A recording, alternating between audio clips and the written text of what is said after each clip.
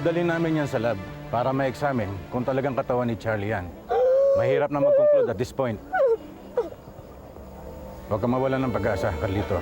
Hindi pa lang tayo nakakasiguro kung talaga si Charlie yan.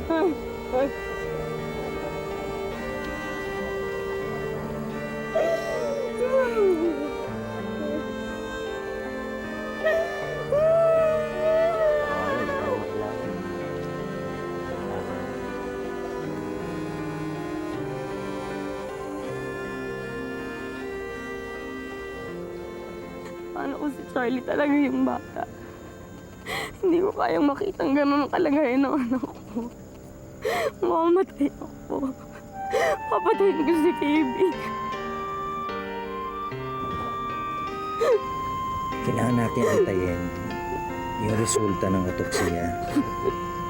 May naantay pa naman tayong iba pang mga lead. Pa sa kanila, bukas na bukas, pupuntahan ko yung babaeng tumawag at ang sabi, nakita raw nila si Charlie sa bayan nila. Okay? Anong wala ng pag-asa?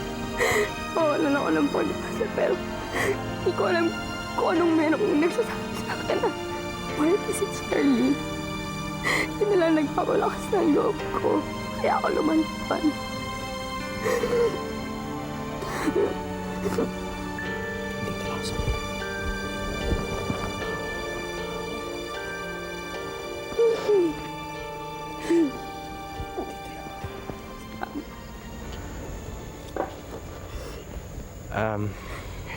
Pasensya na kayo doon sa nangyari nung isang gabi. Alam mo, pag minsan nalalasing eh.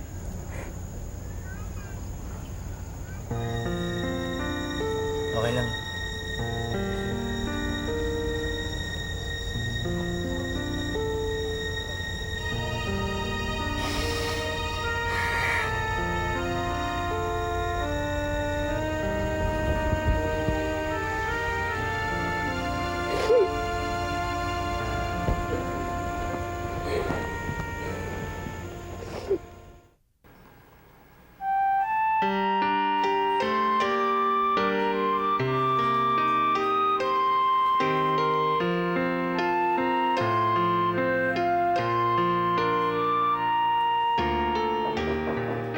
Come in. Good evening, Senator. Good evening. Well, you might be surprised by this bit of information. Kaya pala naman parating lumalabas ang mag-ina nyo dahil bumalik na sa Pilipinas ang uniko iho nyo. Si Alberto. That's right, Senator. Is this confirmed? Uh-huh. Tiyan mo nga naman. Dalawa lang ang dapat hantungan ni Alberto. Sa kulungan o sa sementeryo. It will definitely boost my image kung mapapasuko natin si Alberto. But knowing that son of... mahirap mangyari yun. Dahil ikakanta niya ang lahat ng shady deals natin noon sa San Dionisio. And I cannot afford that. Asturias, manmanan mong mabuti si Alberto. Alamin mo kung ano ang binabalak niya o nila ni na Ernestina laban sa akin. All right, Senator. We'll keep you posted on any development. Well, excuse me, Senator. Sure. Yabes, ano na bang balita? Ang dami tumatawag dito sa amin. Kesyo nakita nila si Phoebe, nakita nila si Charlie. Eh ano? Diyos ko naman. Paano kung may nangyari ng masama sa anak ko? Paano kung namatay na yun? Hindi. Sasama ako bukas sa inyo sa paghahanap.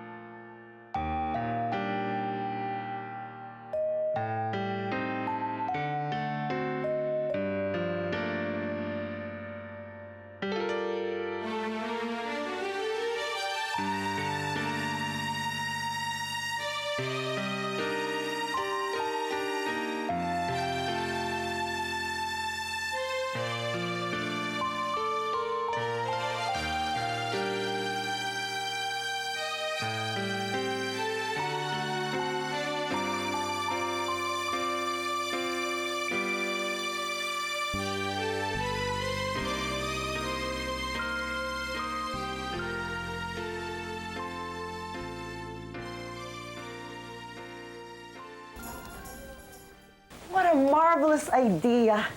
Nasa front pages na naman tayo ng mga dyaryo niyan. Oh my God, I can't wait for that. Basta kailangan maayos na maayos ang plano, maraming media, kailangan mukhang totoong-totoo yung setup. Para pag na-rescue tong si Charlie, ibibigay siya kay Daddy. Then the cameras will be clicking. Yung limelight, it will be ours, Mommy. I'm so excited. Alberto naman, di syempre, hanggang sa manalo si Daddy. Tutulungan mo naman kami, hindi ba? Mga tao ko lang. Wala akong balak tulungan si Daddy. Wala sa agenda ko yan. Alberto, why don't you give yourself and your dad a chance? Wala na kaming pag-asa ni Daddy. We're better off this way.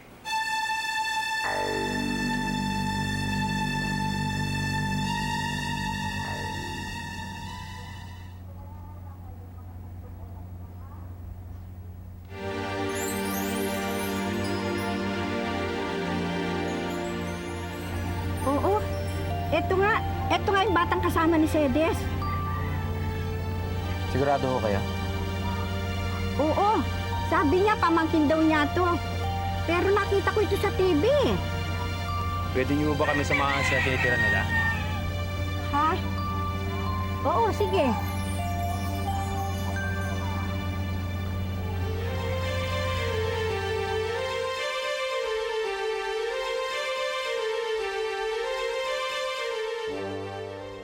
Kung mawawala ka, di na iibig pa.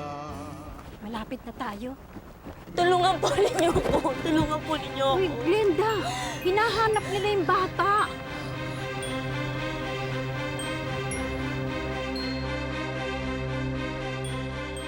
Hello, Yabes. May balita na ba? Ano? O sige, pupunta na kami dyan ngayon ah. Ma, nakita na daw nila si Charlie. Halika na, halika na. Halika na, dali na. Tumakas lang po ako sa kuya ko. May kausap po kasi siyang gustong kumuha doon sa bata. Ano? O, halika na. Ano pang hinihintay natin? Baka kung ano mangyaring masama sa anak ko. Pupuntahan na natin at si Glenda ang magtuturo. Si Rafael at Cruz ang nakatundo sa kanya. Tara! Halika na. Sandali! Ba't parang di ata ako nasabihan sa development na to? Hinati na natin ang team, di ba? Para makover ang lahat ng leads. Nagkataon lang, nasa kanilang prosper and development. Alam mo, hindi naman importante ito eh. Pwede ba umalis na tayo baka kung ano mangyari sa anak ko? Let's go! Isinumite na ngayon ng mga ahente ng NBI ang mga ebidensyang nakalap tungkol sa sinasabing nakaw na yaman ni Senator Leandro Montemayor at ang common law wife nitong si Alicia Montemayor. Kabilang sa mga ebidensyang ipinasa ay ang mga orihinal na kopya ng dami corporations at ang declared properties nilang dalawa. Sinabi ng ombudsman na pag-aaralan ng ebidensyang naipasa para malaman kung sila ipapatawan ng kaso. Talagang ginagawa nilang lahat para pabagsakin ako. Hanggang ngayon, wala pa rin tayong naibabato pabalik sa kanila. Puro pipitsugin chismes at mere hearsay. Ernestina, you have to do something about this. Malapit ang kampanya. Ayokong matalo ng mga kalabang ko dahil lamang dyan. May huli pa akong baraha, Daddy. At sinisiguro ko sa inyo na pag natuloy lahat ng plano ko, you will be able to rise above this. I promise you. We'll do it as soon as possible. Dahil kung hindi, I'll be forced to relieve you like what I did to Rosa Camila. Excuse me. Ito yung explosion na sinasabi ko sa inyo that will pave the way for your grand comeback. Sana hindi watusi yan. Hello?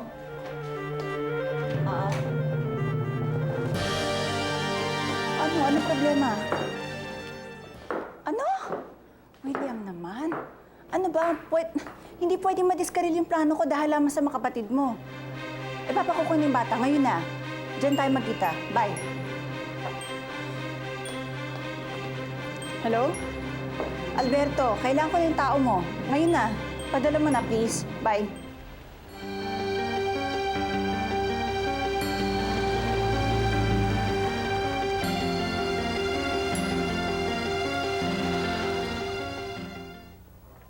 Nay, ano, hindi pa ba tapos yan? Bilisan nyo naman. Ito talaga si Glenda kahit kailan pahamak eh. Tara na, tara na.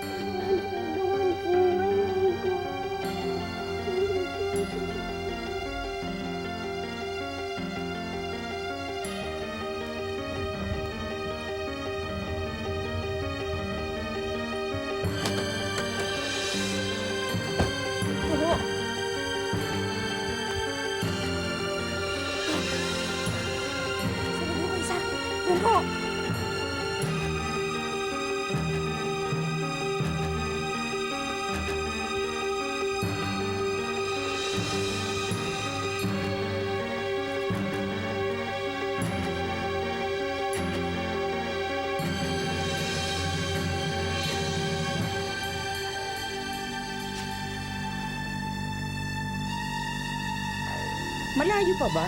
Tumahimik nga kayo. Baka hindi natin abutan, ha?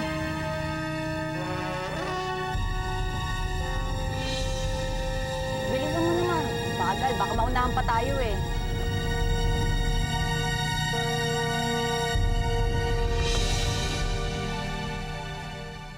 Kung mawawala ka, di na iibig pa.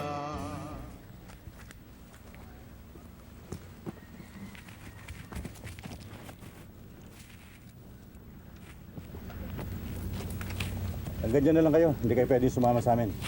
Cruz, tumawag ka ng assistance.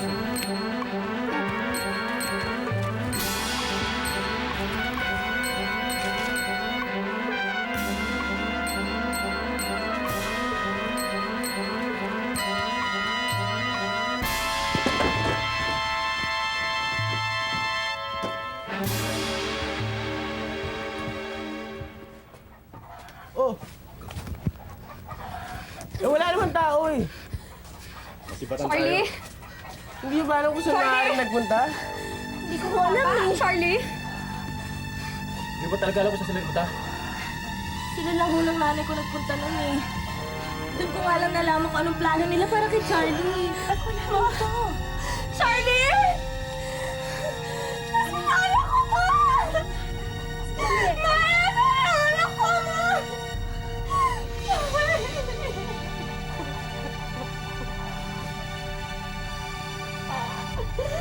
Man, si Charlie!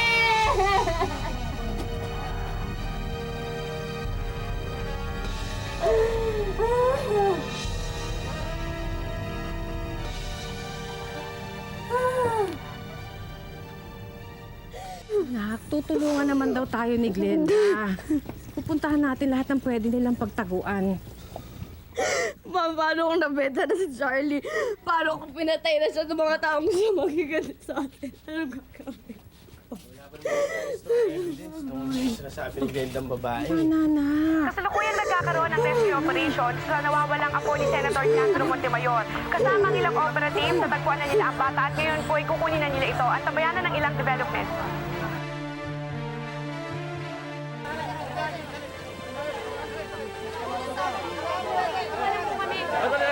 Teka lang. Kuha mo. Mag-i-interview lang kami sandali lang po.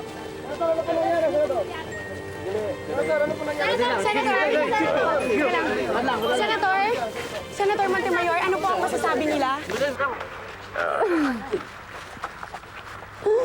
Well,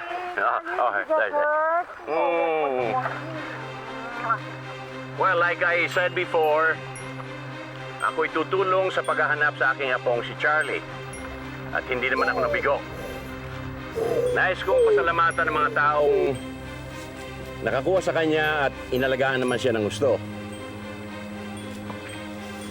Higit sa lahat, nais kong pasalamatan ang members of the National Bureau of Investigation, the Philippine National Police, the Armed Forces of the Philippines, sa kanilang ginawang rescue operation.